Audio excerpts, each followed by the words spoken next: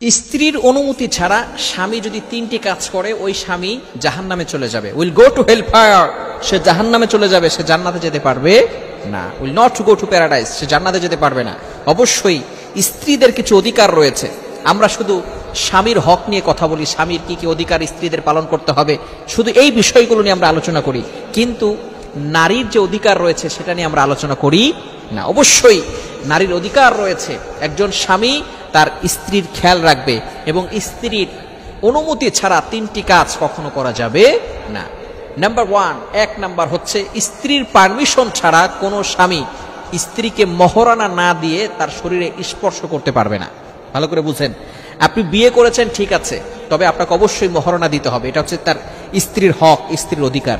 সূরা নিসার ভিতরে আল্লাহ তাআলা জানিয়ে দিয়েছেন ওয়াতুন নিসাআ সাদাকাতিহিন্না নিহলা, এটা হচ্ছে নারীর অধিকার, অধিকার আপনাকে দিতে হবে।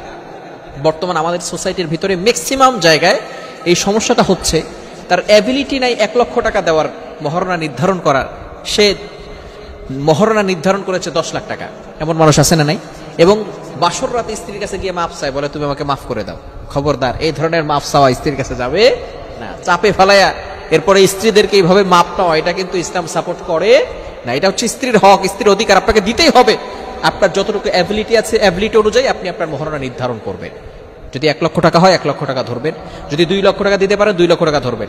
প্রথমেই আপনি সবকিছু দেওয়ার চেষ্টা করবেন। হ্যাঁ, যদি আপনি দিতে না পারেন তাহলে অবশ্যই স্ত্রীকে বলতে হবে আমি তোমাকে এটা পরে দিব।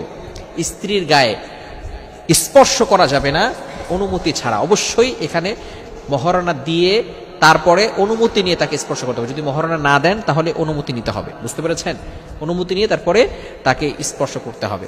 নাম্বার 2, দ্বিতীয় নাম্বার হচ্ছে কিছু সম্পদ স্ত্রীদের নামে থাকে, কিছু সম্পদ নারীদের নামে থাকে। যদি কোনো স্বামী স্ত্রীদের সম্পদ তার অনুমতি ছাড়া সে ভক্ষণ করে তাহলে সে গুনাহগার হবে। যদি স্ত্রীর সম্পদ হয় তাহলে অবশ্যই ওই স্বামীকে স্ত্রীর পারমিশন নিয়ে তারপরে সেই টাকা খরচ করতে হবে। কিন্তু ভালো করে মনে রাখবেন, একজন স্ত্রী যখন কোনো নারীর বিয়ে হয়ে যায় তখন এই নারীর ভরণ পোষণের সব দায়িত্ব একমাত্র পুরুষের। কার? পুরুষের। সকল দায়িত্ব হচ্ছে পুরুষ, তার অভিভাবক এখন পুরুষ। সেই স্বামী তার সব খরচ দিবে, তার ভরণ পোষণের দায়িত্ব সব দিবে। কিন্তু স্ত্রীর কাছে যদি কোনো সম্পদ থাকে, এই সম্পদ স্বামী জোর করে নিতে পারবে না, অবশ্যই তার অনুমতি নিতে হবে। যদি জোর করে কোনো স্বামী নেয় তাহলে আল্লাহর কাঠ করে তাকে জবাবদিহি করতে হবে, ওই স্বামী জাহান্নামে চলে যেতে হবে। স্বামী যদি কোনো সম্পদ স্ত্রী নিতে চায় অবশ্যই পারমিশন নিতে হবে। তৃতীয় নাম্বার হচ্ছে মোস্ট ইম্পর্টেন্ট, এটা অনেকেই জানে না এবং আমাদের সমাজে এটা বেশি হচ্ছে। স্ত্রীর কাছ থেকে স্ত্রীর অনুমতি ছাড়া 4 মাসের বেশি স্ত্রীদের থেকে দূরে থাকা যাবে না। ভালো করে স্মরণ রাখবেন। বিশেষ করে প্রবাসী ভাইরা যারা আছেন, যারা বাহিরে চলে যান, যারা 1 মাস 2 মাস 3 মাস 4 মাসের জন্য নয়, তারা 4 বছর 5 বছরের জন্য দূরে চলে যায়। অবশ্যই স্মরণ রাখতে হবে, স্ত্রীর কাছ থেকে দূরে থাকতে হলে 4 মাসের বেশি যদি দূরে থাকতে চান স্ত্রীর কাছ থেকে পারমিশন নিতে হবে। যদি স্ত্রী পারমিশন না দেয় তাহলে কিন্তু আপনি দূরে যেতে পারবেন না। এটা হলো স্ত্রীর হক। একজন মেয়ে তার স্বামী থেকে 4 মাস পর্যন্ত দূরে থাকতে পারে। হযরত ওমর রাদিয়াল্লাহু তাআলা আনহুর জামানায় এক নারী তার ঘরে বসে গান গাচ্ছিল। এমন সময় ওমর রাদিয়াল্লাহু তাআলা আনহু সেখানে গেছেন। যাওয়ার পরে সেই নারী যখন গান গাচ্ছিল, গান গাওয়ার পরে কেন গান গাচ্ছিল? তার স্বামী নেই। বিশাল বড় ঘটনা, আমি সংক্ষিপ্ত আকারে বলছি। ফাইনালি যখন স্বামী নাই, এই জন্য স্বামীর কষ্টে গান গাচ্ছিল। এবার বলছে যে ওমর এই জন্য দায়ী। কেন? ওমর আমার স্বামীকে যুদ্ধে পাঠিয়ে দিছে, 1 বছর ধরে তার কোনো খোঁজ খবর নাই। এবার ওমর রাদিয়াল্লাহু তাআলা নিজে তার বাসায় গিয়ে হাফসা রাদিয়াল্লাহু তাআলা আনহা, ওমর রাদিয়াল্লাহু তাআলা আনহুর মেয়ে হাফসা রাদিয়াল্লাহু তাআলা আনহা, তিনিও নবীজি সাল্লাল্লাহু আলাইহি ওয়াসাল্লামের স্ত্রী ছিলেন।